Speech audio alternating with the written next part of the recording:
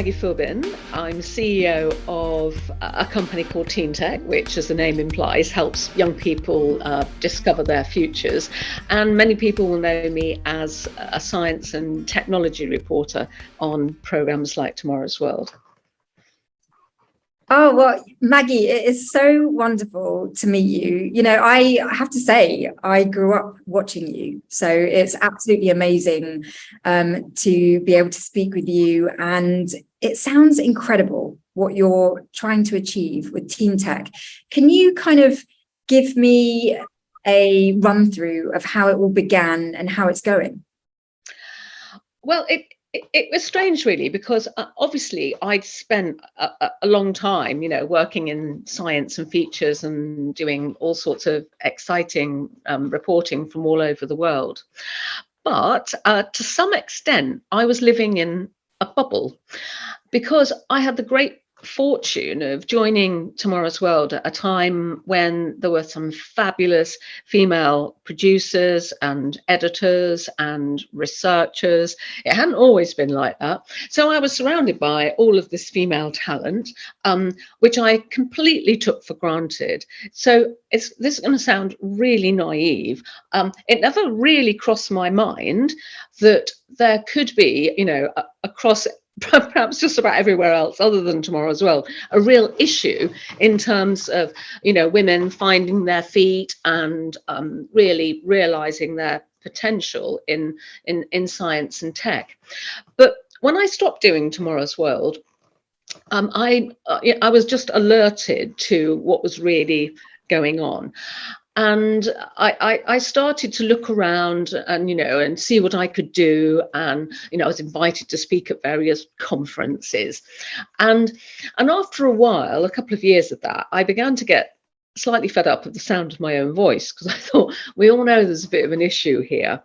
And I suppose without perhaps consciously realizing, I was trying to think, right, well, let's find a way of doing something practical about it. And I happened to be asked to do yet another keynote. And rather than just going, right, okay, I'll be with you, how long do you want? I said, do you have a small budget? So perhaps we could go into a school and listen to what the young people were actually saying. Because we all know the stats, we know what that's like. But I've just got a hunch that if we actually listen, there might be something quite fresh. And there really was, because it is very different. It's one thing if you hear only X number of girls choose physics, or only so many progress into a career in tech.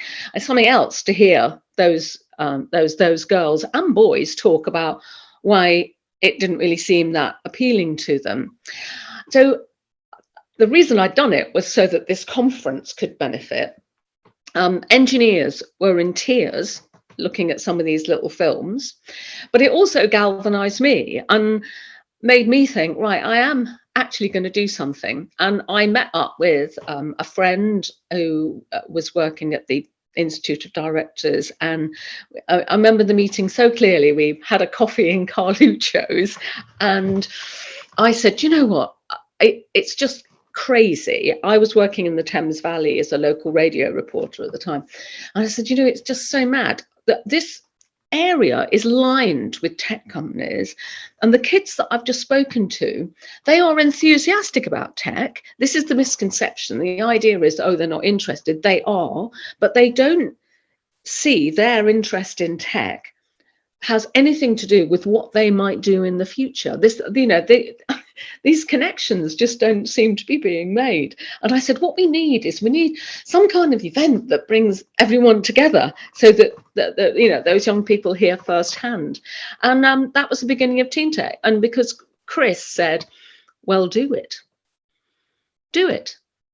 Which actually, if he hadn't said that, I probably would have just carried on going, we ought to. But yeah, so we ran the first TeenTech. We brought everyone in the region together. It was, from the word go, set up as a very collaborative effort, because I felt there was far too much working in silos going on. It was deliberately designed to be collaborative.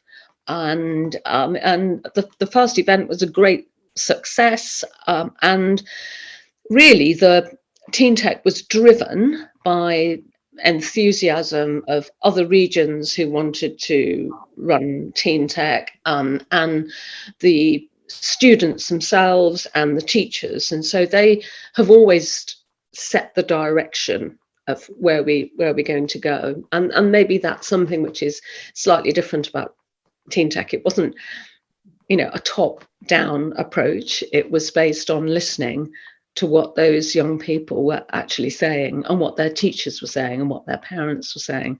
And back in 2008, I absolutely didn't think that 13, 14 years later, we would be doing what we're doing at the kind of scale that we're working at.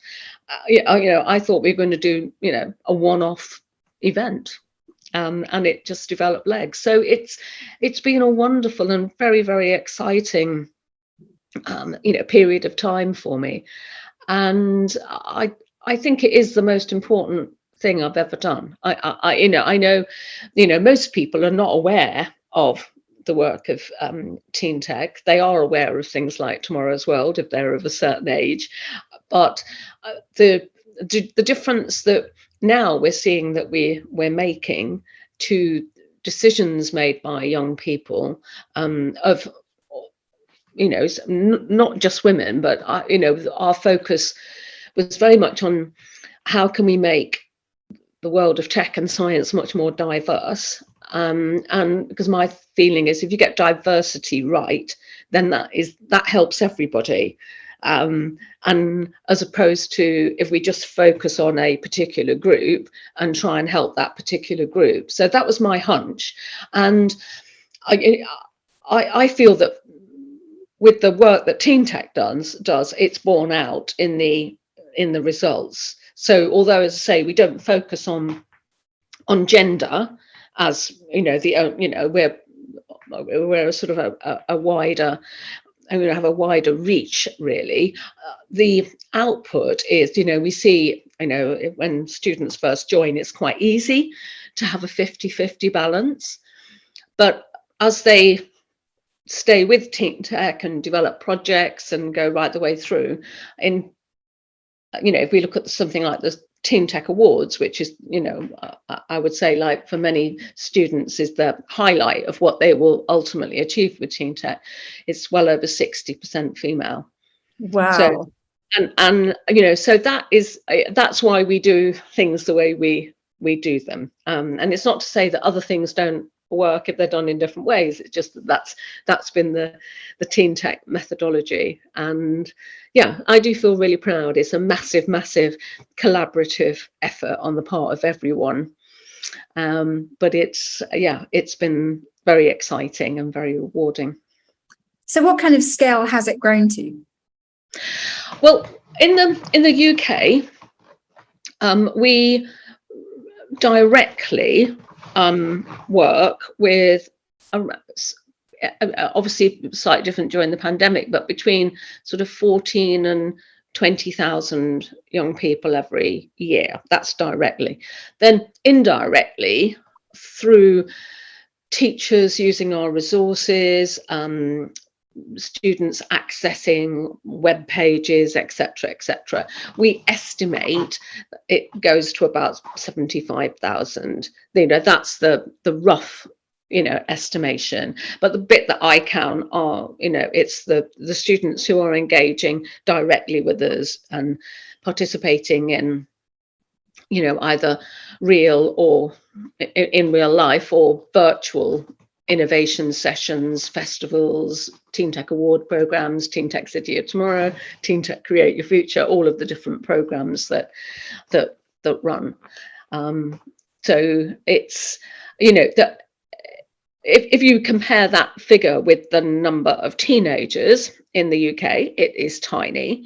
But the ultimate aim of TeenTech is, which sounds rather weird, is to put ourselves out of business, because what I would like to do is to see the shape of education change. And so what we can do with those numbers is to provide, I think, some really interesting data on what seems to work with young people, particularly young people who are disaffected with more conventional approaches.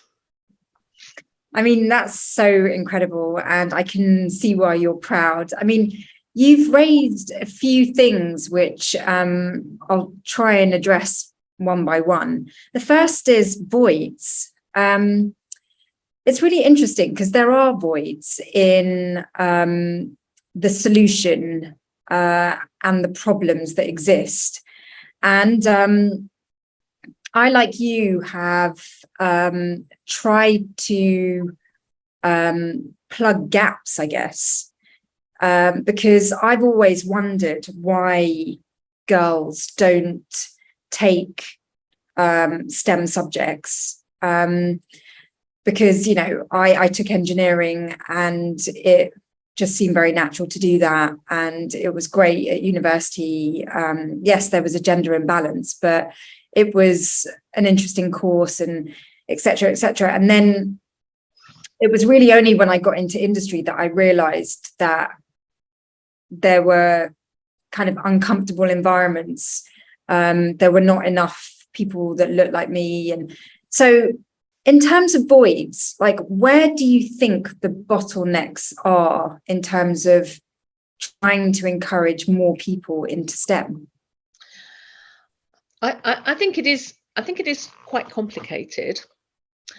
One of the things which I've always had a slight aversion to the word STEM, or indeed the word STEAM, because I feel it creates a silo, and it's like, well, oh well, if you're interested in STEM, you can't possibly be interested in the arts or music or geography or whatever. There's that artificial divide, and obviously that goes back quite a long way in the UK.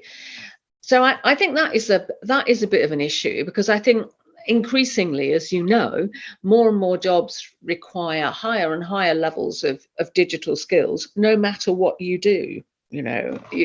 And so it's really important that you know, that idea of, oh well, I'm going to do history at university or whatever, I don't need to bother with any of this stuff, that we challenge that, but challenge it not in a way of saying, right, well, you also need to do a STEM course, or, you know, that would be dreadful, but by perhaps approaching those subjects in many different ways, because there's all sorts of interesting ways that you can, you know, use, help students develop skills, building on their interest in whatever subject, whether it's making jewelry, or whether it's, you know, history or whatever.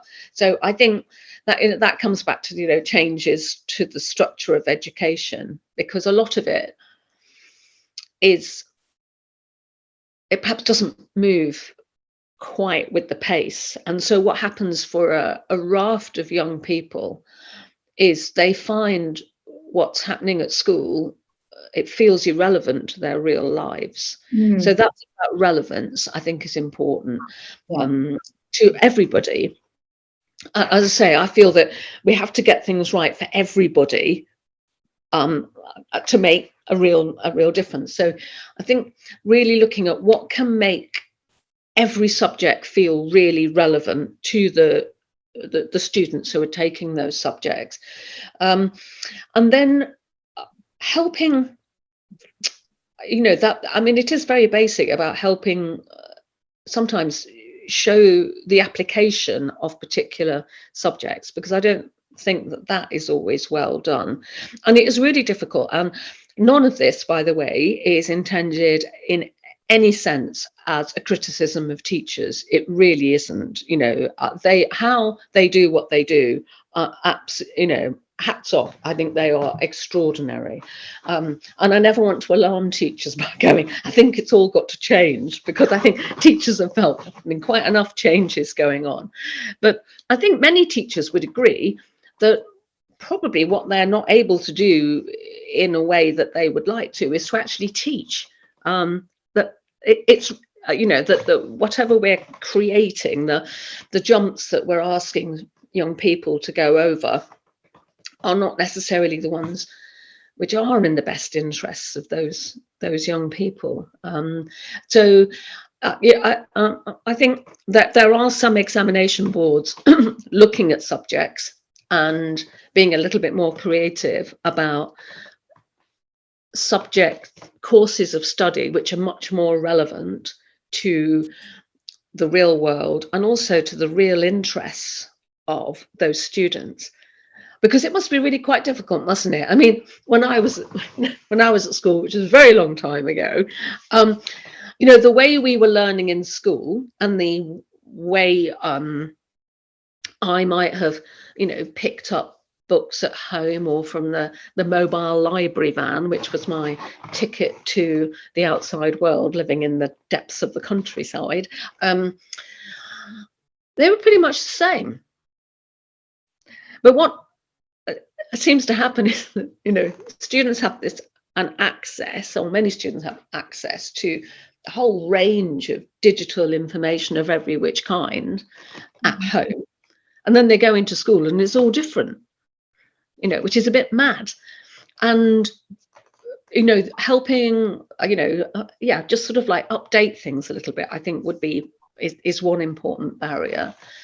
And then that, you know, the perceptions of the subjects, I mean, it does come back, I'm probably slightly repeating myself, but it's helping everybody understand how you might apply this knowledge, why it might be relevant, how something that you might think, well, I don't know where I would ever use this, you know, helping students understand where that might make a real difference, where, for instance, you know, an understanding of data science and being able to interpret data makes a big difference in things like when we're faced with a pandemic. You know, these, you know, you can make a real difference by being able to understand data and see what it is saying and what action ought to be taken, and have that, you know, there's a lot of talk, isn't there, about that problem solving mindset, which is really important.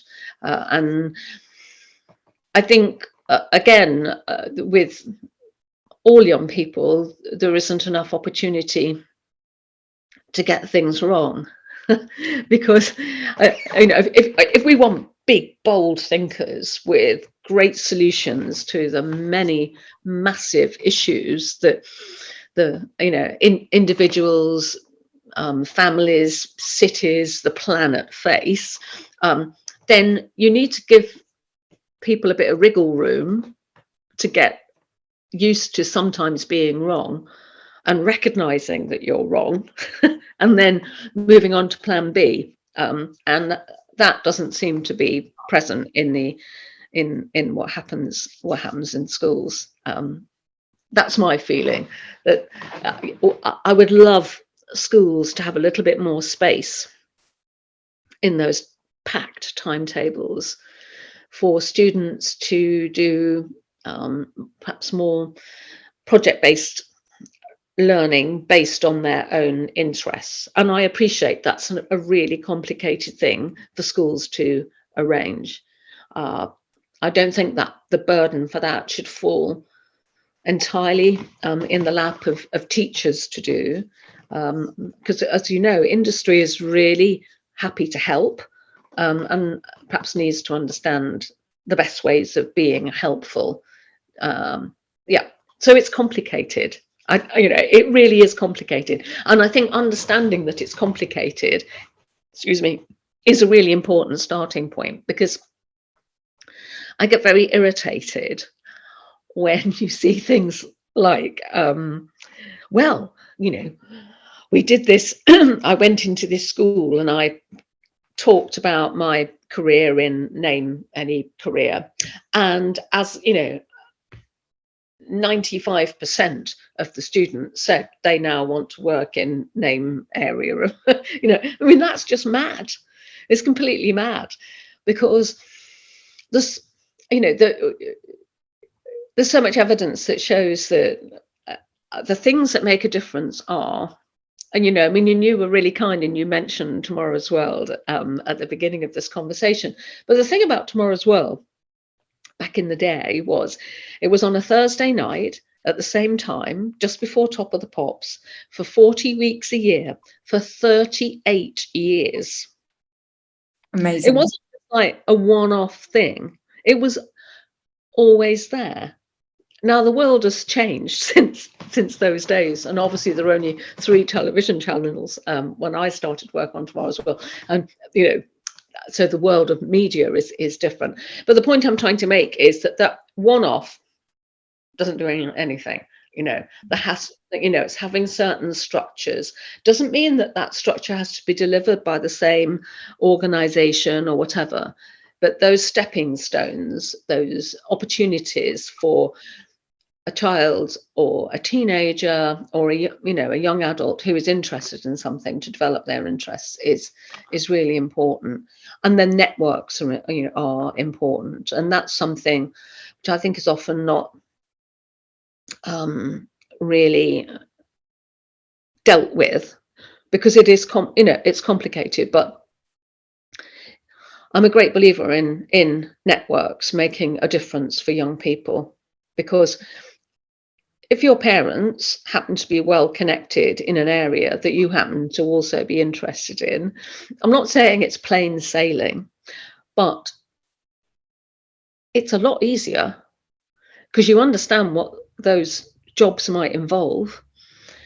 Your parents know, well, if you want to have a career in that area, then the best pathway at the moment is this, and those pathways change, and they can connect you with people who can give you further advice. But if you don't have those connections, if you happen to want to pursue a line which is very different to those of your family and your family's connections, and you don't have a network, it's really hard, really difficult.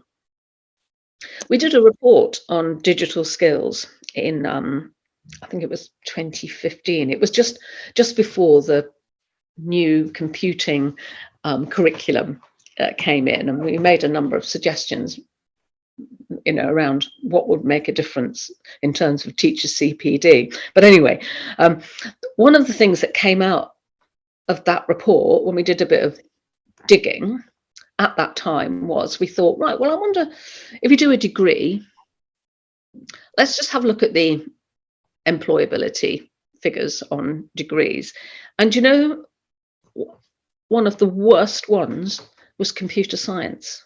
Now that didn't make any sense. This is like, well, the world needs computer scientists. Why is this?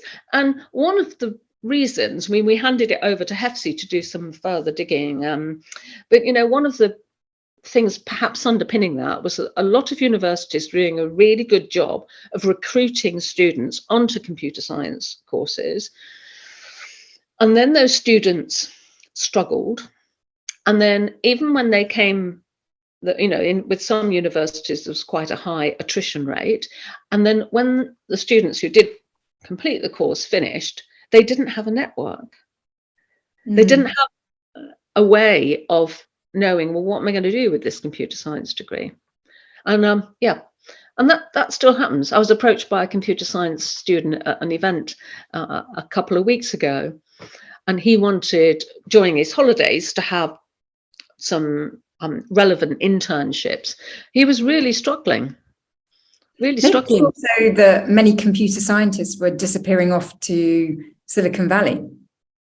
Well, they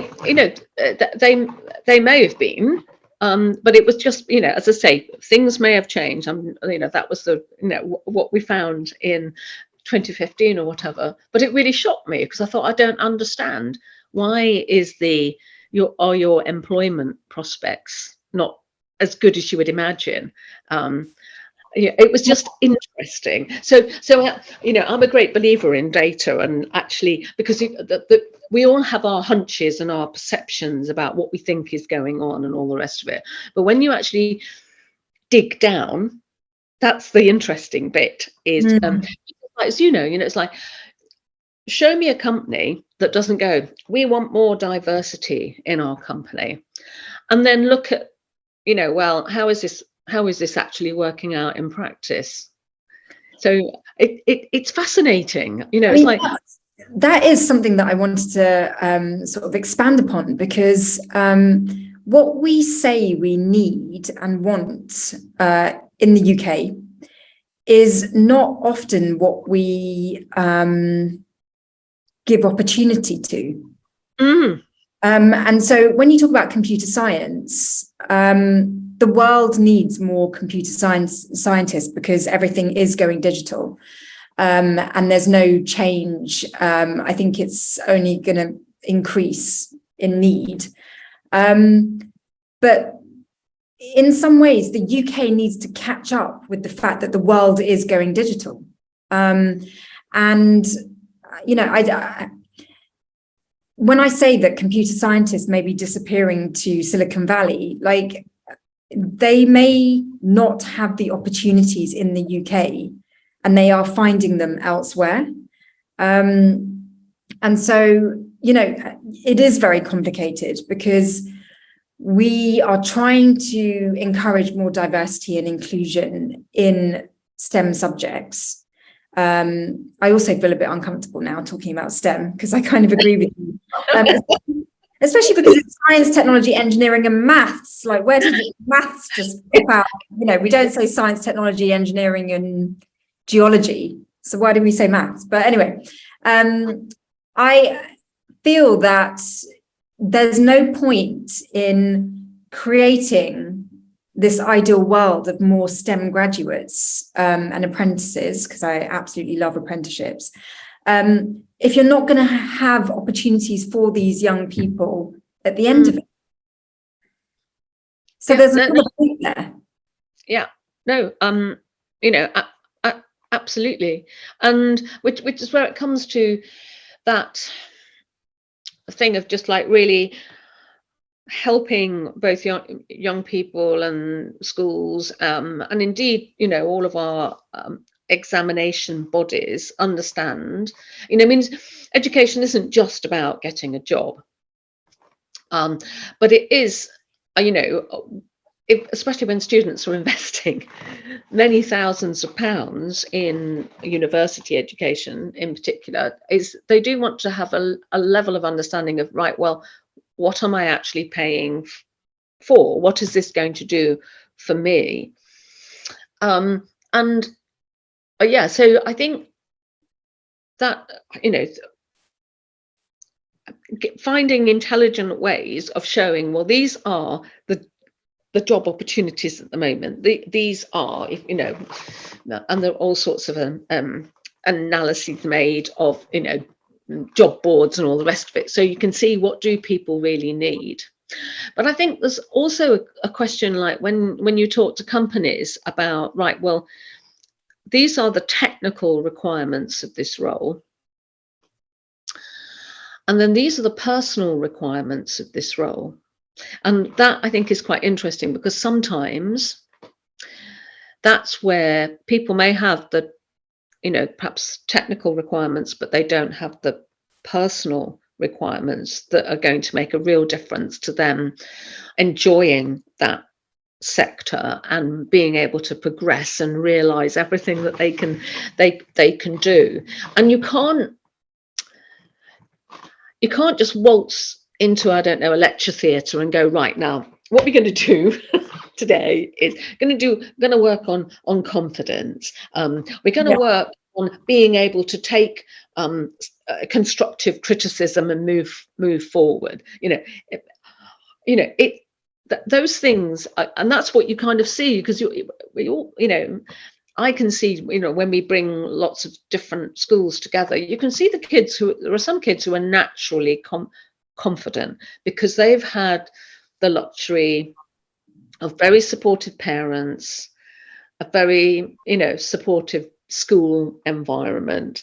It doesn't mean they're academically any more gifted than someone who has had absolutely none of those things, but they do have certain personal qualities that mean they can overcome, because we all have setbacks of whatever kind, professionally, personally, and you know, the ability to deal with all of that is really important.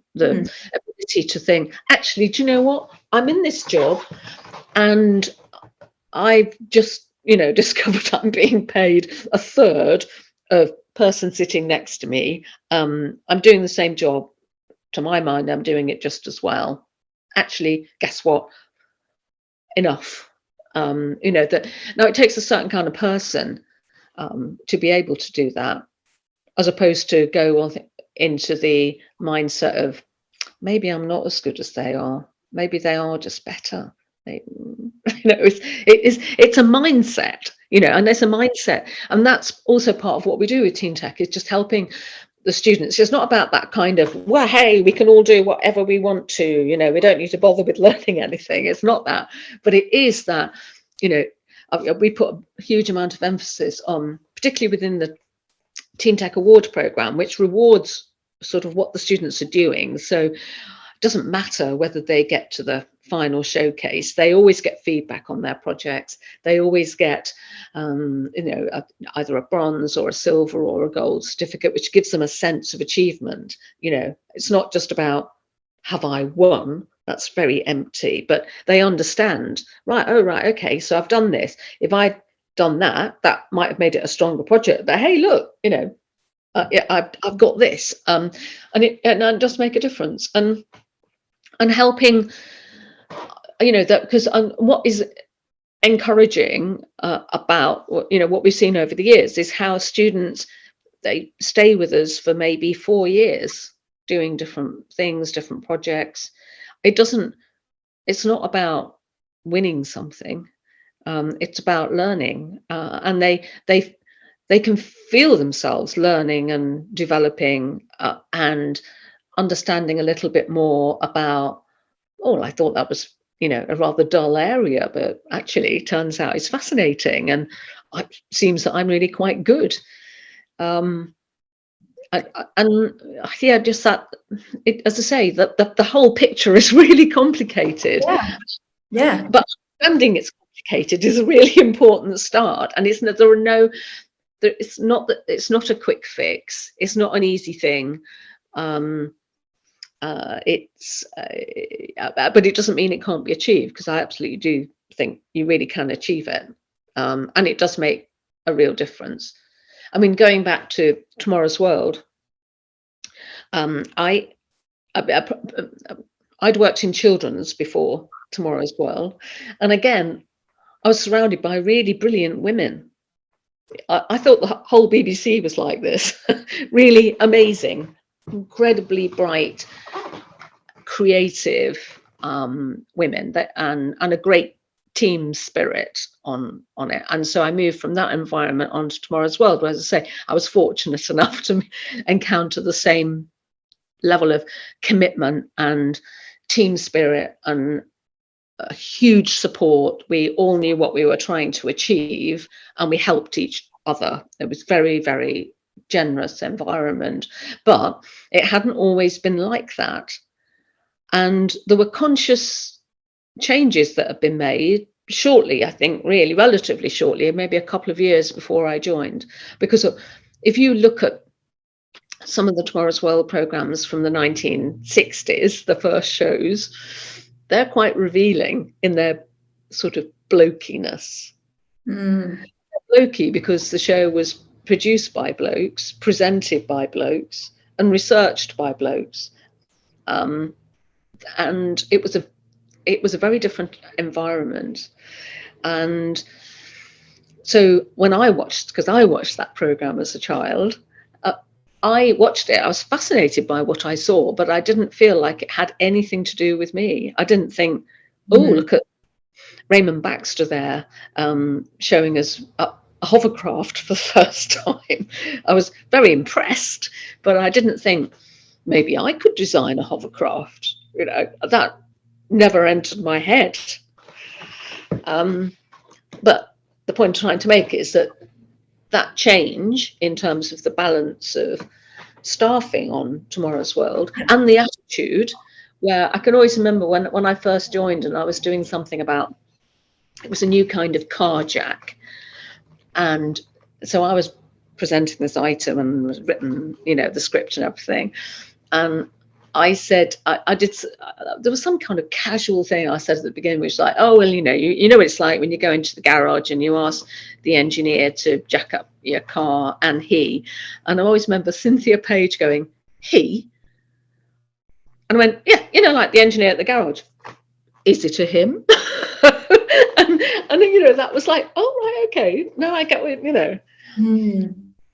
don't do that. And it was there was scrupulous attention to every possible,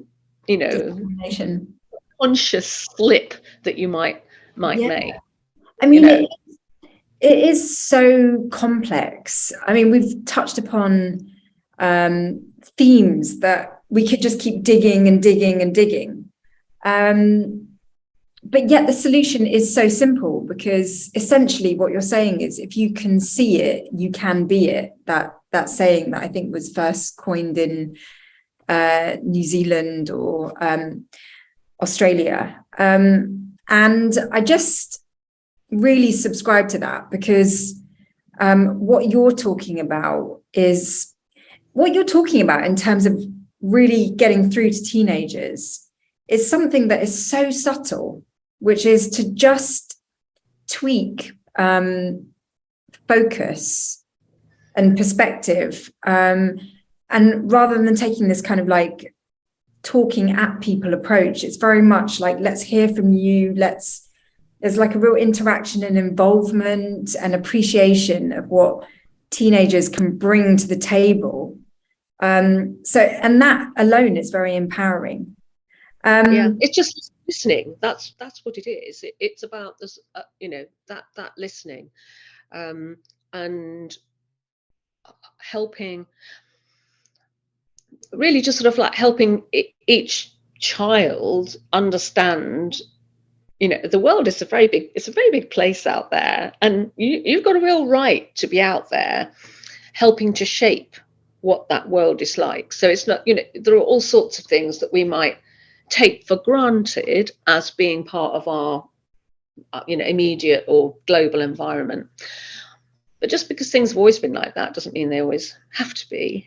And you can flag things up, and if you've got the right skills, you can be part of making that change, and just giving students that sense. Something that the TeenTech students often say, that one of the things they really like is that when they're sharing their ideas, that they're absolutely listened to.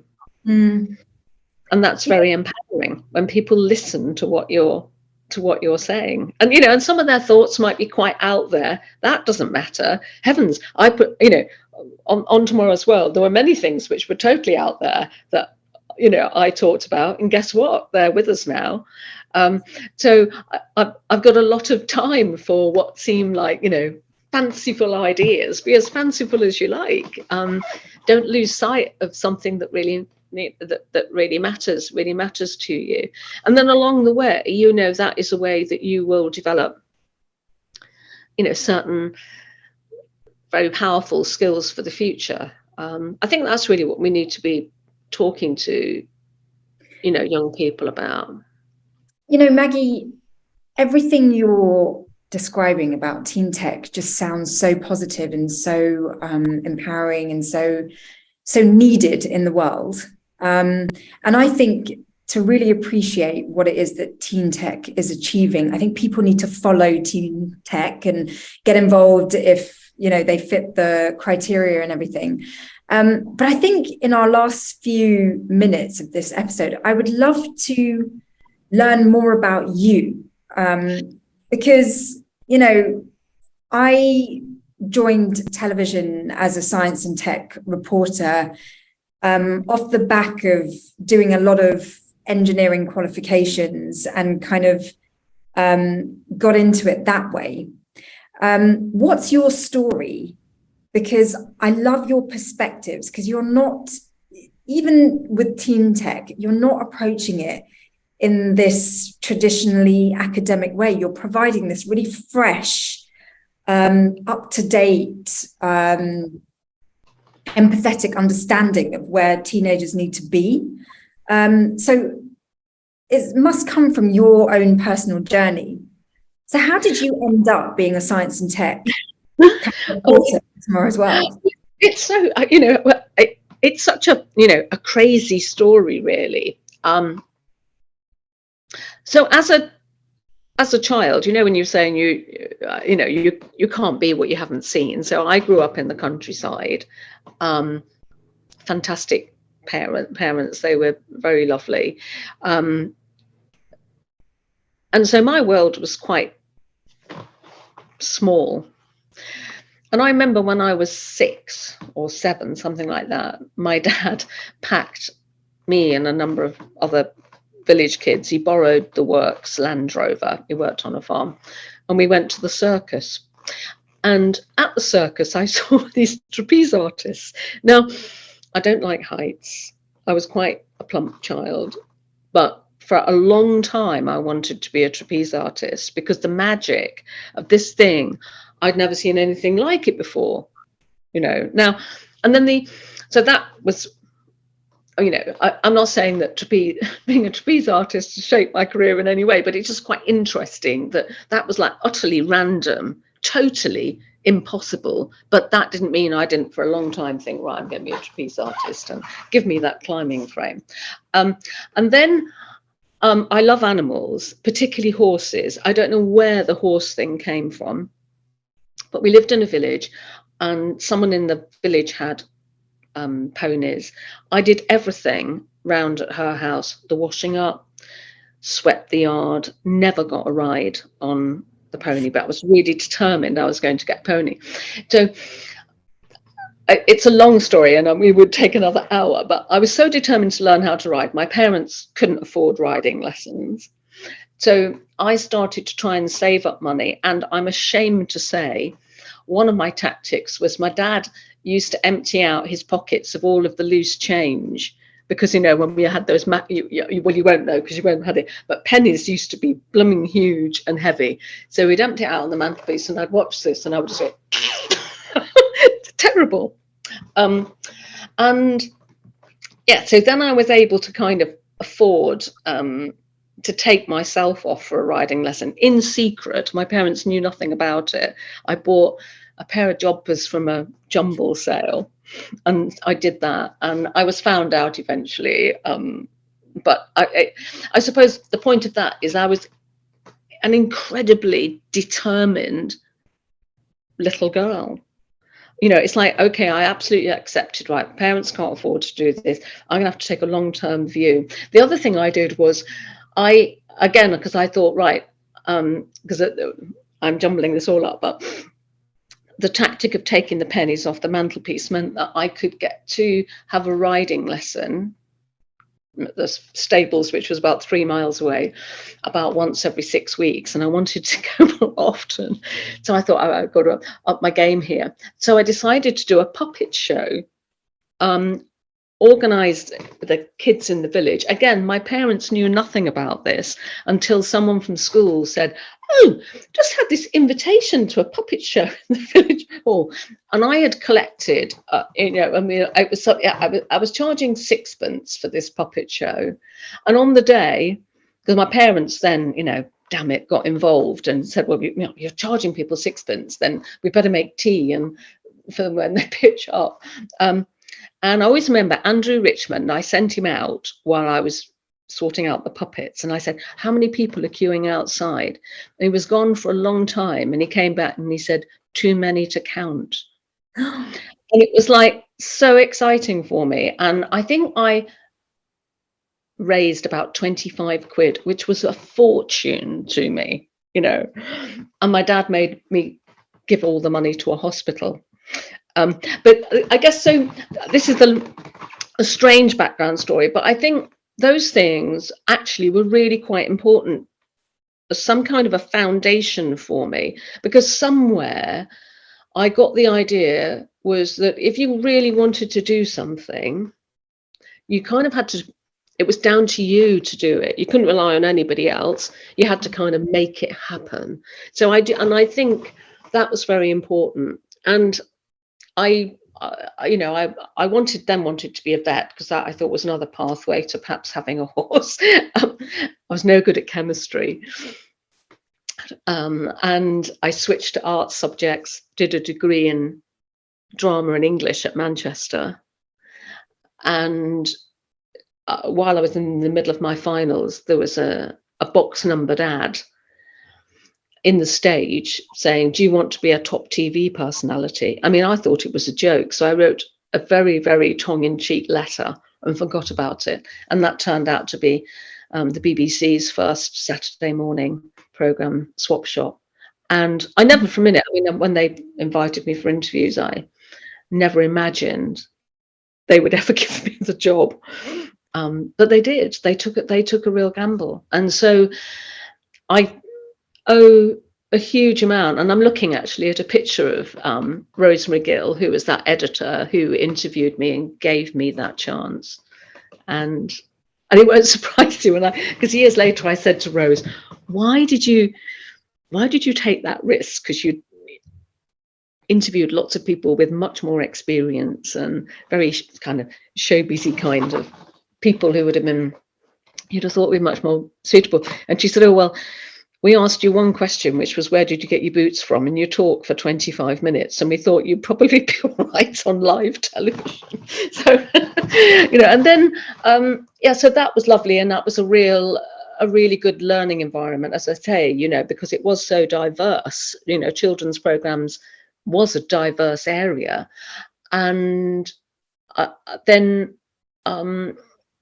out of the blue, I did a program which you won't remember called The Show Me Show, which was like a very poppy Tomorrow's World. And originally it was intended as a children's program, but the controller BBC One decided to put it on at 7:00 at night while Tomorrow's World was off the air.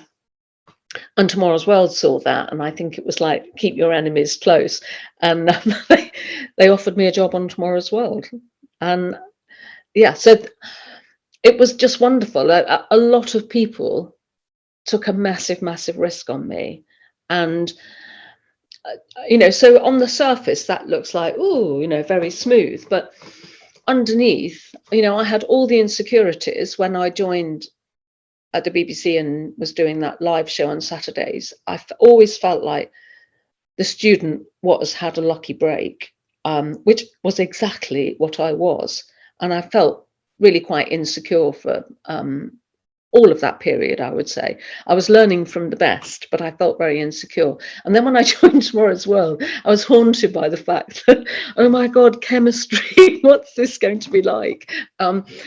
But I'd had that interest, and I'd done physics and maths to a certain level, O level at school, and I'd wanted to take them further. But, so that first year on Tomorrow's World was quite tough.